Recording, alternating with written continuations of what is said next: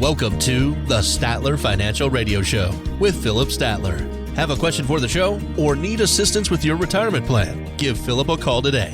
863-285-3815. 863-285-3815.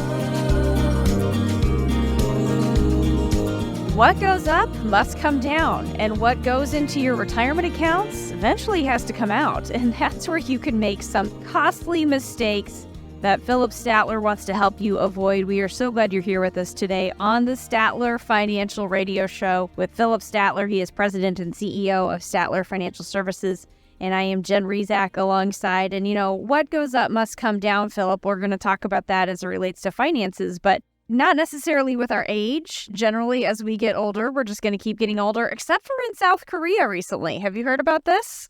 I have not really heard much about South Korea and their age. Their ages have come down. They had a traditional way of tracking age, which was you were considered a year old at birth, and then a year was added to your age every January 1st. So you think about that, if somebody was born in December and they're immediately a year old and then all of a sudden they're 2 in January, just a few weeks later, kind of an interesting way of doing it. Well, now they've passed some laws to fully adopt the international standard for tracking age. So for folks in South Korea, a lot of people got a little bit younger. They quoted a 27-year-old office worker who said, I was about to turn 30 next year, but now I have some more time earned, and I just love it. Feels great to get younger. That's interesting, and to think about it, everybody had the same birthday, right? January 1st. I guess they just, New Year's Eve, they just had this big celebration, not only for the new year, but it was everybody's birthday too, right? Yeah, I guess so. I guess that's how it worked there for a little while. So just kind of interesting. So one of those things that I'd never really thought of. And, we do talk a lot about ages. I mean, think about what a nightmare that is. As people are changing ages, look at how much confusion we have already right now, Philip, with things like RMDs and when to take Social Security and Medicare. And then, I don't know what all programs they have over there, but what a nightmare if everybody's ages have changed all of a sudden. And speaking of some of those programs, as we get into our discussion today, birthday of Medicare is actually coming up here. It was in 1965 when President Lyndon B. Johnson signed Medicare into law. I have a clip here from former President Lyndon B. Johnson. No longer will young families see their own incomes and their own hopes eaten away simply because they're carrying out their deep moral obligations to their parents and to their uncles and their aunts. Here we are. Medicare is I guess getting close to Medicare age at this point, right? Yeah, it's getting closer and closer, isn't it? I mean, 58. It was almost 58 years ago then that. I never really thought about it. I just kind of thought that it had been around a long time. And I guess for some people that is a long time, but it came in after I was born. So that's not that long ago. There you go. That's right. That's right. That's right. Just one of those things that I just thought, we talk a lot on this show about things like Social Security, Medicare, preparing for retirement. So just interesting to hear, to look back at when these programs were first started and what a different world we live in today, Philip, compared to what things were like back when Medicare was signed into law. We just have a different standard of living these days. People are living longer. It's a little bit more complicated than it used to be when Social Security and Medicare were first started. Yeah, it is. If you think about it, it's back in the day, you didn't have to worry about those type of things. But let's face it, that those programs have been a lifesaver for a lot of retirees that really rely on that Social Security and Medicare. Yeah, absolutely. There are people who are certainly relying on those types of programs, and even for people who have done a good job saving, those programs are going to be a part of their overall retirement. All of this really works together, Philip, when we think about things like what's going on with our healthcare coverage and the Medicare decisions that we're making, the Social Security decisions that we're making, as well as investments and ways to be tax efficient. There's a lot going on here for really anybody who's preparing for retirement, and you have a whole process that you walk people through to help them make sure all of these things are working together. What's going on with our Medicare and our Social Security and our taxes and our investments, all of that has to be working in tandem. Yeah, absolutely. That's why, a couple of years ago, I really dove in really hard and came up with a process that really will help folks get on the track for retirement. We call it our core retirement design, where we really dive in and help people design that retirement they always dreamed of. And it's simple. It starts with a phone call where we answer questions, help people determine if they're on the right track or not, see if they need help, want help, or if we can help. There's always things that we can at least point them in the right direction. And so we call that our core retirement design. Give us a call at 863-285-3815. That's 863-285-3815 to schedule your core retirement design. Again, that number 863-285-3815. I do want to talk about some positive news for people saving for retirement because Philip, talking a few minutes ago about what a different world we live in today, and certainly some of the economic conditions we've seen over the last few years have been very challenging, and we've seen more economic volatility. We've seen some different economic concerns that people have, but a new study says the average IRA balance increased by 5% over last year, and the average 401k balance increased by 4% over 2022. So that's clearly some good news, but I want to ask you, do people spend too much time focusing on that actual dollar amount in their accounts? Is there a more appropriate approach or a different way to think about this? Well, I think people do focus on how much they've saved, and I think it makes some sense for people because that's just what we're in tune to, right? How much do we have in a bank account? How much do we have in our investment accounts? How much do we have in our retirement accounts? But here's the deal. It doesn't matter what we've got saved. What really matters is looking down the road to retirement and trying to calculate what are we going to be spending, because it's that spending that's going to determine how much we really need in those retirement accounts to make sure they're going to last throughout our lifetime. So it's kind of we need to know what that balance is, but to determine if it's the right amount for us, if we're on track, it's more important to understand how much are we going to spend in retirement. And Jen, that's a little bit more difficult for folks to kind of come up with. Again, this is one of those things where we have to do some crunching of the numbers. For people who have done a good job saving, what do they need to be thinking about as they're starting to take that transition into retirement and they're trying to get a handle on all these numbers? Walk us through what this looks like after we've built up the savings in the 401k or the IRA. Then what? So then we net, most people don't have a plan in place, right? They've done a decent job at that. Now they need to put a plan in place. And that's really the crux of getting ready for retirement, putting together that plan. And that really needs to start the closer we get to retirement. So I'm going to say 10 years out is not too early to start that process of really looking at your retirement accounts, focusing on where we need to be down the road. So, and that's really, again, why we developed our core retirement design to start that process of making sure that we don't have too much risk in our portfolio, make sure we've got taxes under control, and we're thinking about those type of things as we get ready to head into retirement, Jen. Talk about the rules for taking money out of those retirement accounts, though, Philip. That's another piece that we don't want to forget. Just talk a little bit about what do we need to know about when we have to start taking money out and what happens if we don't follow those rules for taking money out of those retirement accounts.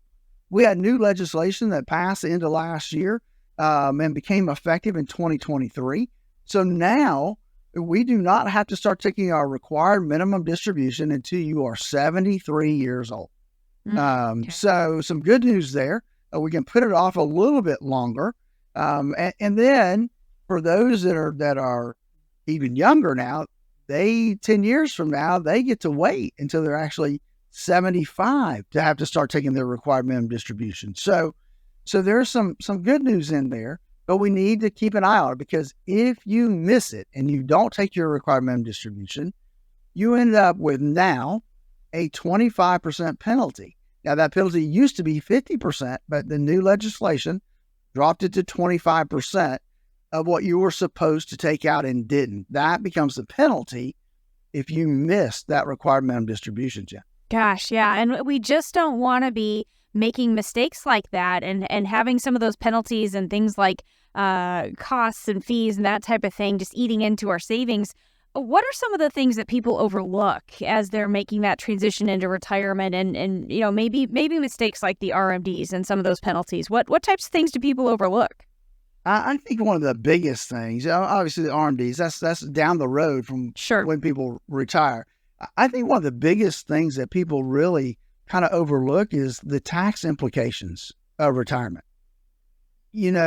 Just because you retire doesn't mean that Uncle Sam's not going to sit there with his hands out, because your 401ks, your IRAs, they're a tax time bomb, right? Because you don't know how much you're going to owe on that money until you pull it out.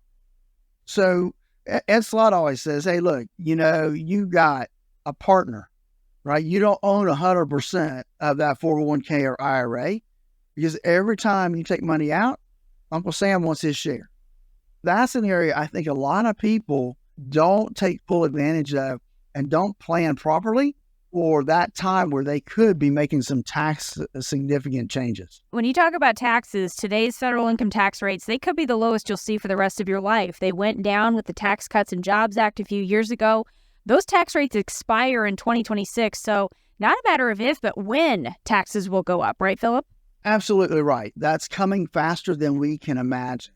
And I bet there's something out there, everyone out there listening today, there's some way or somehow they can become just a little bit more tax efficient with their retirement money.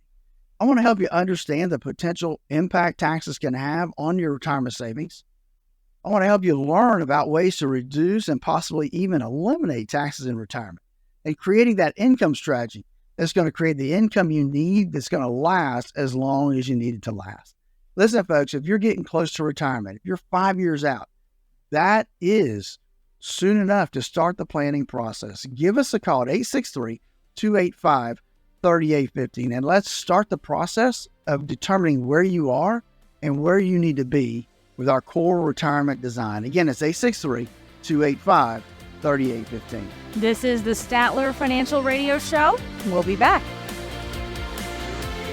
In times of volatility, the only wrong move is not making one. Call Philip and the team at Statler Financial Services today and find out where you currently stand with your portfolio. 863-285-3815. That's 863-285-3815. Remember that first paycheck when you started working all those years ago and you looked at the net amount and thought, whoa, what happened here? Well, it could be this way with your retirement accounts. You know how much you've saved, but if you haven't planned for Uncle Sam, you could come up short in retirement. With tax laws constantly changing, there's a lot you need to know to make sure you're not paying more than your fair share.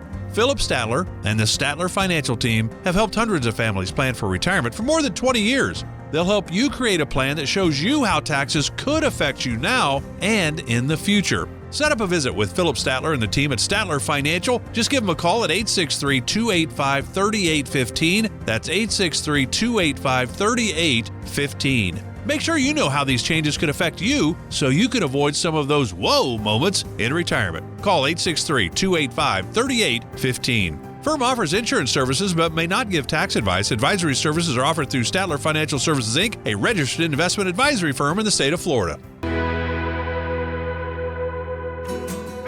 Time to retire right. This is the Statler Financial Radio Show. Thanks for joining us today on the Statler Financial Radio Show with Philip Statler. He is president and CEO of Statler Financial Services. And how many times in life have we wished that we knew back when we were younger what we know now, right? I mean, I think all of us have had that sentiment at one time or the other. And there have been some different posts and blog articles and that type of thing about this very thing. There was a recent blog post from a freelance copywriter and content specialist who says things I would tell my 20-year-old self, and she provides a list of things she would tell her 20-year-old self. So with that in mind, we're gonna skew a little bit younger than we typically would here, Philip, in this part of the show. But before we do that, what advice would you give to your 20-year-old self? Or maybe when your kids were in their 20s, what advice were you telling them and being like, please listen to me? So if I was going to give myself advice for when I was 20 years, I would say, look, you've got time. Time is your friend, and use it wisely. Don't go into debt to get the things that you want but don't really need. Right? These are all things that I would tell myself, and I told my kids as they were growing up that debt is definitely not your friend. Let's put that behind us and not dive into it, because that will save you a lot of headaches as you grow older. Yeah. I think probably a lot of people would say something similar there, certainly in the financial world. Because the reality is, when you were 20, whether you knew it or not, you were already laying the groundwork toward your financial future later in life. And as I said a few moments ago, Philip, we talk a lot on this show about the stages of retirement. We focus on people in that retirement phase of life, but there are 5 financial stages of life, and I think it's useful to examine each of them, starting with your early career years. I mean, Philip, your clients probably have kids or grandkids in this first stage where they are just starting out. Maybe they're in their early 20s. So how can we pay forward information to that next generation to help them find their own financial footing? What do you talk to your clients about when they have kids or grandkids who are just starting out, and maybe they're asking you, what should they be telling them? Absolutely. A lot of folks want their kids and their grandkids to be successfully independent. I know I was elated, right, when my kids became financially successfully independent. That's a great day in the world. So, you don't want to have the next generation just waiting on inheritance. So what can we be teaching that next generation? One is we need to be teaching them to save money, to put money aside for that emergency, so they're not pulling out that credit card to pay for things that they don't have cash for now. The other thing is in the insurance world, we need to get the basic things like life, health, and disability insurance. And people don't really talk about disability insurance anymore, but it's something I've had since I was probably 25 years old. Wow. You hope you never need it, just like auto insurance, but it can be a big safety gap if you ever end up being disabled. Live within your means. I mean, I think that's important. Again, we talked earlier about, staying out of debt. That's a big deal. And then invest in suitable things and suitable products and suitable investments, and use that power of compounding while you're young in years. Mm-hmm.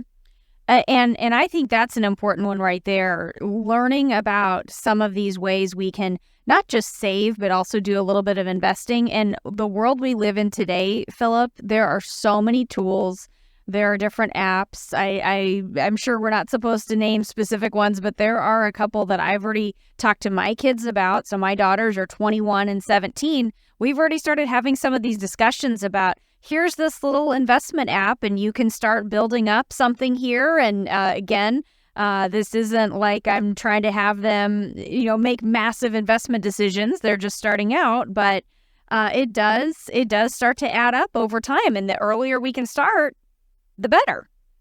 Oh, absolutely. The sooner you start, even at $25, $50 a month, or I know kids out there, or I say kids, young adults that, it's $10. They go on that app you're talking about, and hey, $10 into the investment pool. They may buy, a tenth of a share of this or that, but it all helps to start that process. I mean, just the process of putting money into something, right, on a regular basis. I mean, so I think that probably leads us to kind of the second stage of life, right? And that is, now you started your career, maybe you've gotten married, so you start being the adult right now. So you start looking for a home that you can afford. I mean, that's the big thing. Don't buy a house, and it's tough right now, right, because of prices. But don't buy more house than you can afford to pay for, and then make informed financial decisions. Don't go out there and buy that boat, an RV or something like that, where you have to put it on, payments. Save up for it over time. Continue to build up those financial reserves, because as you have a family, and the emergencies kind of multiply more and more because you've got kids now, and they get hurt, right? It's just the fact of life. Yeah. And then again, you need to look at your insurance coverages. Make sure that You've adjusted your life insurance to make sure that we've got enough to pay everything off and to have enough for our family to continue to live. And so I think those are areas of life as we kind of hit that career stage and start marrying, family, and that kind of stuff.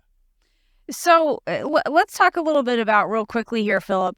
Do you work with people in these first few stages of financial life, people who are just starting their careers or maybe they're in that family and career building stage where they're going through all these things that you're talking about, buying the first home, starting to make some of these decisions? Do you work with people who are in those stages at all? You know, Jen, I work with a lot of different kinds of folks, but honestly, I'm probably not the right financial professional for someone that's at those phases of life. There's a lot of great folks out there that can help them and that they can get them in that part of their life. But I work with people who are getting closer to that retirement time. So how do we find the right financial professional for our current stage of life? I feel like this is one of those things, Philip. We understand it when it comes to the medical world, for example. We get that our kids see pediatricians when they're little, but they don't see them their whole lives. We talk to different types of medical professionals throughout our lives. How do we figure this out on the financial side? You know, you're right. In the financial world, we don't have people that work with just, you know, they're younger folks or middle career retirement folks. They're not designated that way anymore. So, but there are things that you can look for. You know, how long has somebody been in this field of investing? What's their experience? Is there a focus on retirement planning? That is a big deal for those people getting close to retirement. Not such a big deal for the 25-year-old, right? Sure. Do your goals, you know, for retirement, do they really align with your goals? And do they, and this is probably a big one, Jen, do they provide a written plan that you can rely on for your retirement needs? And I would say that kind of lastly, are they client focused? Are they transparent, honest, and are they independent? Yeah, those are areas that I look at because, you know, independence is a big deal. Do they have somebody telling them what to do, or are they able to do whatever you, the client, needs to have done? Talk a little bit more about that idea of that written retirement plan that you were just talking about. Walk me through what this looks like, because I know you have a whole process here in place. This is something that you spend a lot of time talking to people about. Tell me a little bit about that. So our core retirement design is just that, where we help folks design that retirement plan. We look at several areas of their getting ready to retirement life, if you will. We look at the risk within their portfolio to make sure that the risk they have is the amount of risk they should have based on their risk tolerance or whether they're already in retirement. Those things are important. The second thing we really look at is tax planning, making sure that we can do everything we can to get their taxes in the lowest tax brackets possible in retirement. And hopefully, I mean, the goal obviously is to reduce the amount of taxes they have to pay if we can. And the last thing we look at in that core retirement design is an income plan. What does that income plan look like? Can we plan for you to make sure that you don't run out of money? Because that's the biggest fear folks have going into retirement. Will my money last? And we want to make sure that we can put together a plan that it will last. It will provide the income folks need all the way through retirement. And that's our core retirement design. And it's really simple, Jen. We don't make it too complicated to get started. It's a phone conversation. We set up a 30-minute phone call. We answer whatever questions you may have. We also then ask you questions to make sure that we can tell if you're on the right path for the retirement you always dreamed of. And if not, we'll give you, hey, look, try this, do that. Or maybe it's something that we can help them with. We'll say, hey, look, we'll give them that opportunity to come in and sit down with us and help walk them through that process as well. It's like I said, it's a phone call. Give us a call, 863-285-38. Again, that number is 863-285-38. 3815. Talking today with Philip Statler. He is president and CEO of Statler Financial Services in Sebring. One more question really quickly before we go to break. We're talking about these different stages of retirement. Is it ever too early to start thinking about retirement and thinking about planning ahead for this? I don't know if it's too early to plan for retirement. I know kids I've talked to that they're already focused and planning for, at 25 when they get out of college. They know how much they need to save to be able to retire at 50 or 55. So is it ever too early? It's never too early to start that process. But typically what I see anyway is they start and then life gets in the way and they lose focus of that. As I said, there are these different stages of life, 5 financial stages of life. 3 of them happen before your retirement years. And the next one we're going to talk about, your pre-retirement years, are where some of the most critical financial decisions are happening. We want to tackle some of those decisions coming up next. This is the Statler Financial Radio Show with Philip Statler. We'll be back.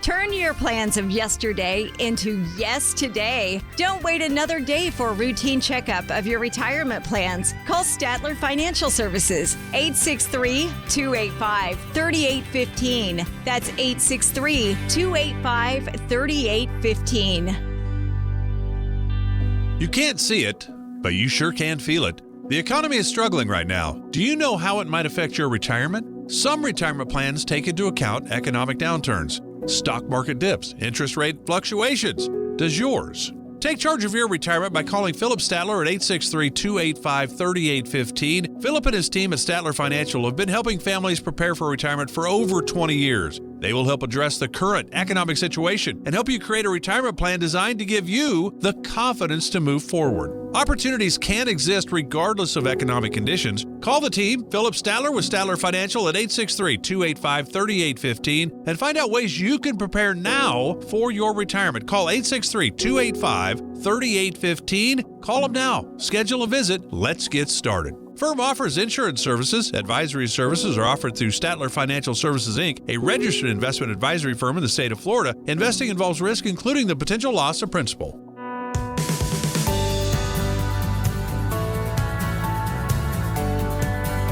Welcome back to the Statler Financial Radio Show with Philip Statler and co-host Jen Rezac. Thanks for joining us today on the Statler Financial Radio Show with Philip Statler. He is president and CEO of Statler Financial Services in Sebring, and I am Jen Rezac alongside. Now, it's no surprise that what's right for your money now probably won't be the case in 10 or 20 years, right? There are 5 main stages to your financial life, and we've talked about the first 2. They're your early career years, right? Just starting out right after college, and then those career and family building years that come after that. The third stage of your financial life, this is an important one, and this is your pre-retirement years. And Philip, this is an exciting time because the house is probably paid off by then. The kids are finally off your payroll. They are pushed out of the nest. They are gone, and you are in your peak earning years. But this is also the time when you cannot afford to ruin it with the wrong financial moves, right? Absolutely right. These are the last, I wouldn't say last few years, because hopefully you've done that early enough that you're in your 50s, right? And you're at the top of your earnings realm, and you've got things paid off. The mortgage hopefully is getting close to being paid off. Though in this world, not necessarily so much, right. But hopefully all the other debts are paid off, right? The credit cards are zeroed out. We've got the cars paid off, and we've got a healthy savings account for emergencies built up. Right. At this point, we should be increasing, right? How much we're putting into our retirement plans, maxing out as much as we can, our 401ks and 403bs and that type of thing. We need to start thinking about strategies to help reduce taxes in the future when we get ready to retire. You need to start planning ahead for what your retirement is going to look like, what needs you may have, how much you're going to need to maintain your lifestyle. And you could be thinking about your plans for healthcare in retirement. That's not a fun topic to really think about, but you need to think about it because that's a big deal. A lot of folks continue to work to 65 just so they can get Medicare because health insurance is just so expensive and Typically, your company's help paying for some of it, so it becomes even a bigger expense, if you retire early and don't have Medicare. Right. Think about, anything you want to do to your house. Let's do it now while we're working. You want to upgrade something. You want to remodel something. Do it now before you retire.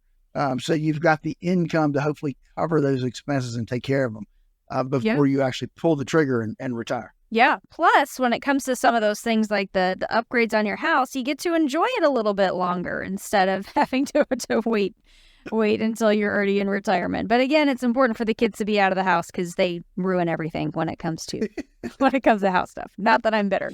Anyway, when is a good time for a financial checkup so we can make sure we're on the right track for retirement, especially in these years leading up to retirement where there are big decisions that need to happen here. When's a good time to get that financial checkup?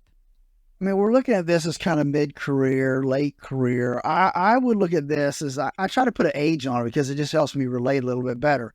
I would say if you're in your 50s, early to mid-50s, late 50s for sure. But your mid-50s, you need to do a financial checkup.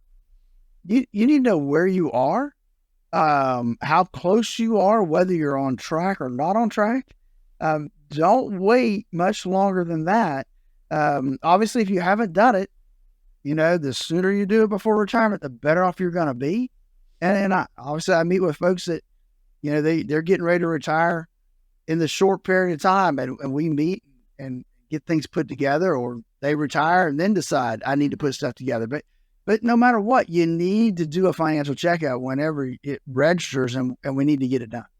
What can you tell us about making the transition from saving for retirement to generating income in retirement? That's one of the biggest financial changes that happens when we retire.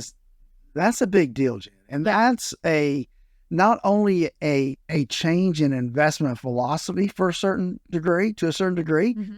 It's also a different mentality. It's thinking different because we've always put money into savings.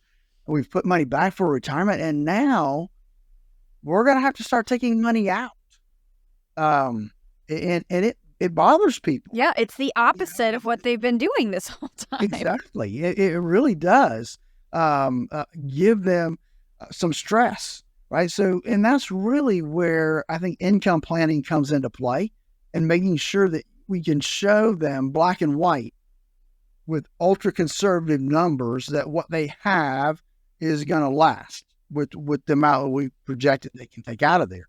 And again, that all focuses on our core retirement design. It really helps to, take a little bit of relief for them that they can make this transition. They can see where the money's going to come from. They can see that it's going to last, and they can understand the changes that we're making within their risk profile heading into retirement. And that's why I developed the core retirement design. Give us a call at 863-285-3815. That's 863-285-3815 to schedule your core retirement. That number one more time, 863-285-3815. So the last couple of stages of your financial life, this happens during your retirement, your early retirement years. This is a really fun time because you're probably wanting to do all those big bucket list items. Philip, how do you help create a spending strategy so folks can enjoy those early years of retirement without worrying about blowing through their savings too quickly? I think that balance is what gets a lot of people concerned. And you said the right word there, Jen. It's balance. It's understanding and determining what I call preload, right? Mm-hmm. Front load the income plan where they take more income out those first 10 or 15 years, and then reduce that amount going forward once they've had time to get through that bucket list. And it is a fine line, right? Because you have to balance, and you want to make sure that there's going to be enough there to last as long as they do. Mm-hmm. And so it's a balancing act to make sure that happens, and to make sure that they've got enough income to enjoy those first years of retirement and not feel like they're handcuffed. Right. And that's a big deal, and it can be difficult. Sometimes, Jen, my job is is to deliver bad news. And that's never fun, right? That maybe you can't do the things you want to do based on where you are. But it's having that transparency to let people know that this is where you are, this is what you can do, and this is how we can make that happen. And that's, again, part of our core retirement. Right. That seems so important there. It's all about being able to have a little bit more confidence with what we're planning to do and how we're spending our money. And certainly having a plan can help us have a little bit more confidence. I call myself a retirement coach in a way because, sometimes you have to keep people accountable to the plan. They want to veer off and go buy something that wasn't even in their, thought 5 years ago that doesn't necessarily make financial sense and will blow up their plan. So sometimes you got to have that hard discussion with them and keep them on track for that retirement.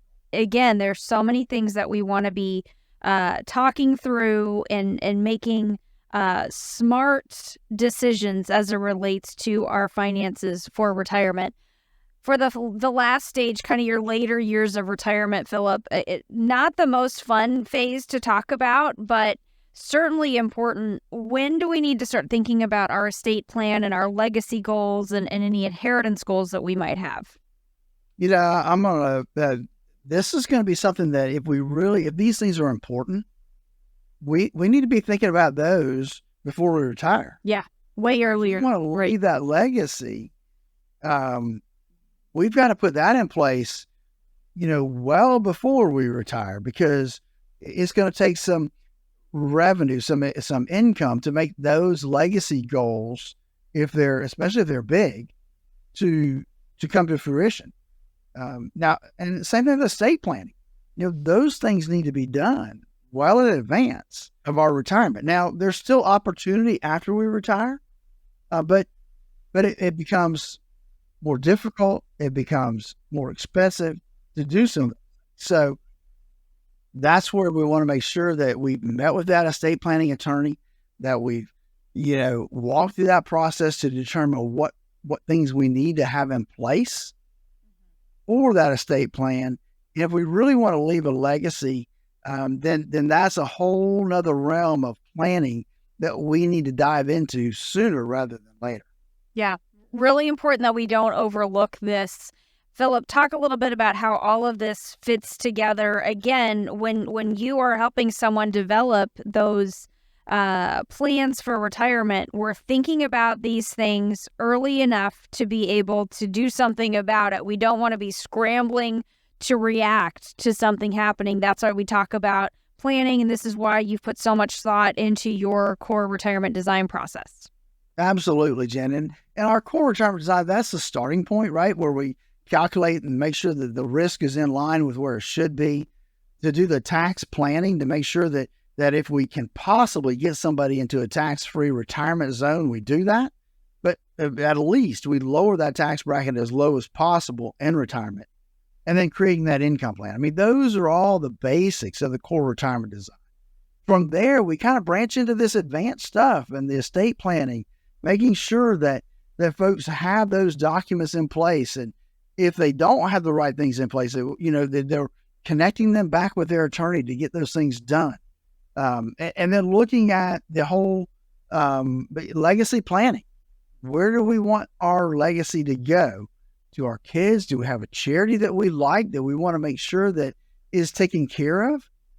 That's the next step that we move into, is to make sure that we've got those things taken care of as we head into retirement. All of this is developed starting with that core retirement design.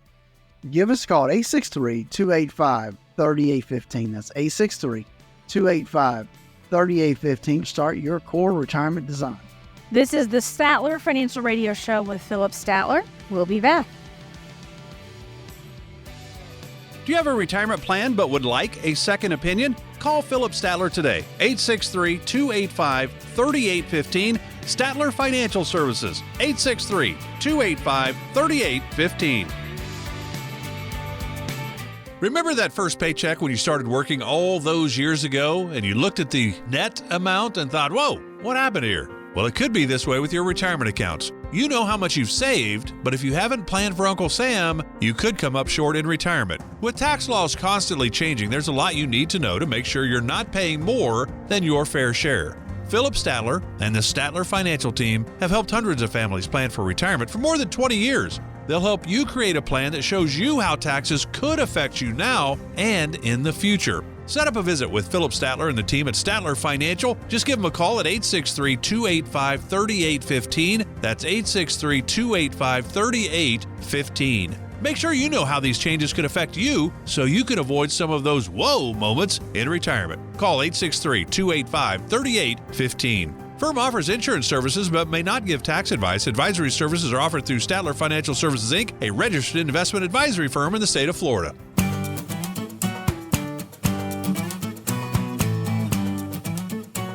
Welcome back to the Statler Financial Radio Show with Philip Statler and co-host Jen Rezac. Thanks for joining us today on the Statler Financial Radio Show with Philip Statler. He is president and CEO of Statler Financial Services in Sebring, and I am Jen Rezac alongside. And, we talk a lot about all the different risks to your money in retirement, but there is some new research from Vanguard that indicates investors often underestimate the risk of cognitive decline. And this is really scary. It can rob you of your best judgment. Sometimes it can go unnoticed for years. And so with that thought in mind, I want to talk about this week's top 5 list, which is top 5 scams you should be aware of. And certainly this can become really front and center, Philip, when maybe we are maybe starting to have some of that cognitive decline, but also even when we're not. This is a big risk. It really is. That's a good topic.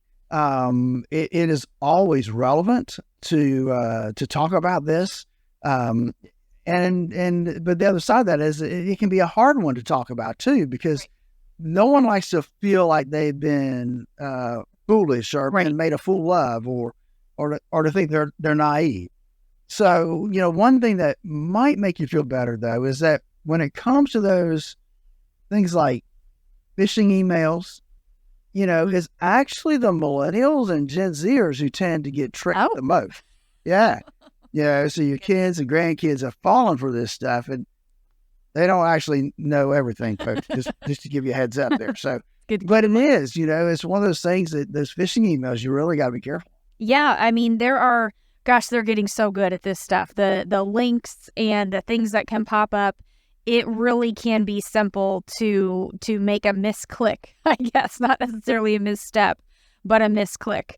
And another, let me ask you this. Have you seen, or how have you seen scams, or even things like elder abuse, which is so tragic too? How often have you seen these things come up as you've been helping people over the last few decades, helping people with retirement?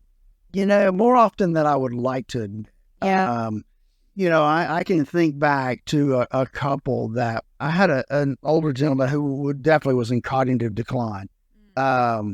And somebody would call him and get him to agree to give them money through his phone bill. I don't even know how that worked. And then to send them money. I mean, he went through hundreds of thousands of dollars. Goodness. And nobody could get a handle on it. Some people, they didn't figure it out until it was way too late.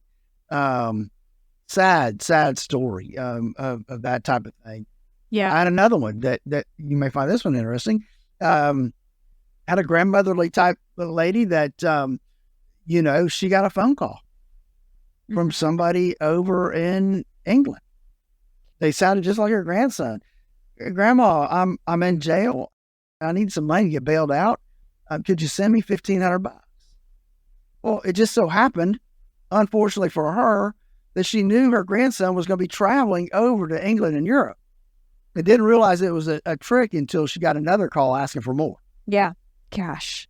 Yeah, those things have happened. I know my parents have gotten emails before from people they go to church with, like a Facebook message, and it happened to be people just like that who they really were overseas, but they were not in trouble and needing my parents to send them money. So thankfully my parents thought that through, but that is that is a real, you feel vulnerable. You feel like you want to help somebody. They can be pretty good at tricking people. So, goodness. Yeah. All right. So our top 5 list this week, it actually comes from the Commodity Futures Trading Commission, kind of a different source for information for us on this show, but they have issued an advisory warning against a few scams. And I'm going to go through these one at a time and kind of get your take on them. Precious metal scams. This is one that we do see a lot. And some of these, Philip, it's kind of depending on what's going on in the world and the economy, and they play off of people's fears. But precious metal scams can get people. They can. I get asked all the time, about precious metals, about buying of that and that. And they always want your opinion, right, on what you should be doing. And I'm very, very leery when it comes to all these different companies that, that want to sell you precious metals. And, how many of them are legitimate? And how many, are you just getting scammed? And it's easy because it plays on our greed, and it plays on our fear of the monetary system going away. Sure. And so that's a big deal. Yeah, absolutely. And I think probably one thing for anybody to keep in mind with any of this stuff is just when there's that high pressure act now, this is only available for a short time, that should always kind of get your attention or make you kind of think twice before you lock yourself into something. This is another one, romance scams. When, you have somebody who's maybe an older widow or widower, they can be very vulnerable to somebody pretending to be someone that they're not. It's certainly in this world of online relationships that people can have. Unfortunately, I've seen this happen to a friend of mine who parent. So it was, and it wasn't online. It was all via the phone, but somehow they got connected. But originally, obviously, it started online, but then it went to the phone. And so it was, hey, can you send me $500 gift card so I can do this or that? And it again caused a lot of strife within that family, right? And also they lost a lot of money.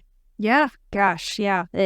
These schemers, they just ruin everything for everybody. It's frustrating. Okay, fee scams. This happens when, I'll talk a little bit about this one, where maybe we're a little bit fooled into thinking about the returns we might get if we pay some additional fees.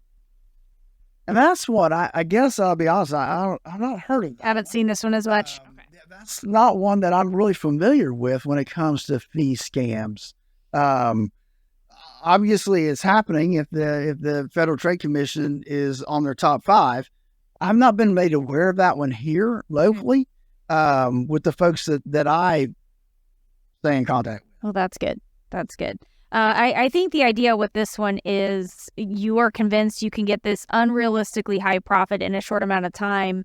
But then if you change your mind and you try to withdraw the money, it's all locked up and there's all these fees and all this stuff that you have to pay, all this runaround to try to get your money back. So again, just I guess, if you leave it there, it's not going to get it back anyway. Right, exactly. So kind of a stuck situation to be in for sure. The last 2 have to do with prescriptions and Social Security. So the fake prescription scam, this can not only be harmful to you financially, Philip, but certainly physically, if you don't really know what exactly it is that you're buying while you're trying to look for a deal on medication or something. Well, that's true. I mean, prescriptions have gotten so expensive that everybody's trying to find the best, most reasonable deals they can find. Right. And I'm sure online there are fake places out there all over the place that will, advertise a cheap price for those prescriptions. And then next thing you know, you've sent them your prescription and you've paid for it, and then it never shows up. Right. So again, just be mindful of who you're dealing with and who you're shopping with online. And then the Social Security scam. This involves trying to get you to give out your Social Security number. They might do things like threaten to suspend your benefits unless you give them additional information, or they might threaten or say you have to pay something to get your benefits sent to you. Really something that should catch our attention, because that is not how the Social Security Administration works. It never is. It's not. And that's, it kind of reminds me of, I mean, they're talking there about Social Security trying to give out their number, but I get one all the time on my phone, a text saying, oh, your Netflix account's been suspended. Yeah. You must pay your bill. And it's kind of funny because Netflix isn't in my name, it's in my wife's name. So I don't even have a subscription to Netflix. So but those are the things you've got to be cognizant of. One thing, when I look at emails, Jen, I got one the other day, right, from a cable company, and my credit card had expired, and I need to go update it. And they sent me an email, hey, we couldn't process your payment. Click here to update your information. Never. I will never click there. You don't do that, folks. Go outside of that email, go directly to where their email or their web address is, log into your account, do whatever you need to do that way. Don't click the links in the email. Right. Go to where you need to go without clicking any of those type of links, because it can be devastating. Yeah. Yeah. I get that one for PayPal a lot. Allegedly, my PayPal account has been closed, and it's always sent to the email that's not associated with my PayPal account. So that's always my first clue right there. And then it's some weird bunch of numbers and an email address. So be sure to check that. If you feel like you might be dealing with a scammer, Philip, what should you do? Especially if you are close to retirement, maybe we're working with somebody like you, and now we're worried that there could be a scammer who's trying to be targeting us. Who do we call? What should we do? So here's some tips that I found from the Commodities Future Trading Commission, because they obviously deal with this on a regular basis. One, never give them payment, never give them out sensitive information to somebody that you met online or is requesting it. Make sure that you've got that, who you're talking to, you've got that relationship already built. And before you make any investments, get a second opinion. Talk it over with a financial advisor, trusted friend or family member. And don't, take their advice as nothing, right? It's a sounding board. You need to understand that.